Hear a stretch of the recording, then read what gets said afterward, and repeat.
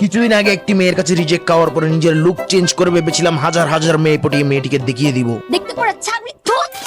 কিন্তু আজ পহেলা বৈশাখ চলে আসলেও আমি একটি মেয়েও পটাতে পারিনি। কিন্তু আজকে সংকল্প নিয়েছি, আজকে কোনো না কোনো মেয়ে পটিয়েই নিব, কারণ আজ পহেলা বৈশাখ। সুন্দর সুন্দর মেয়েরা সবাই আজকে শাড়ি পরে বের হবে। যেমন বাবা তেমন কাজ, বাইক নিয়ে বেরিয়ে পড়ি 2 নাম্বার গেট রোড সাইড কিচেনের উদ্দেশ্যে। রোড সাইড কিচেনে ঢুকার সাথে সাথেই আমি টাসকি খেয়ে যাই। এটা তো কোনো নারী নয়, এটা তো সম্পূর্ণ একটা পরী।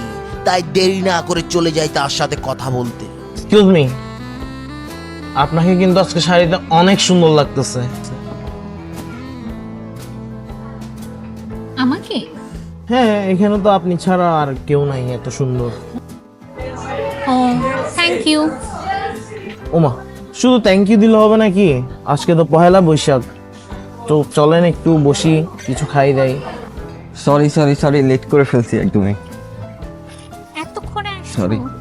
Meet my husband. মানে এগুলো কোনো কথা? বাংলা সিনেমার নায়ক বাপ্পারা যেমন হয় আমার মতো এরকম ছেঁকা খাইনি কখনো। নিজের মনকে আবার দ্বিতীয়বারের মতো সান্ত্বনা দেওয়ার জন্য রোড সাইড কিচেনের ওশান ব্লু নিয়ে বসে গেলাম তাদের সামনাসামনি। আর বসে বসে দেখছিলাম এই জামাই বউয়ের ভালোবাসা নির্লজ্জ হয়ে জানতাম, কিন্তু এই জামাই বউরে দেখে জানতে পারলাম যে ভালোবাসা নাদানো হয়। কারণ এই জামাই বউ রোড সাইড কিচেনের স্মোকি গ্রিল 4 জনের প্লেটার 2 জনে মিলে সাবার করে দিচ্ছে।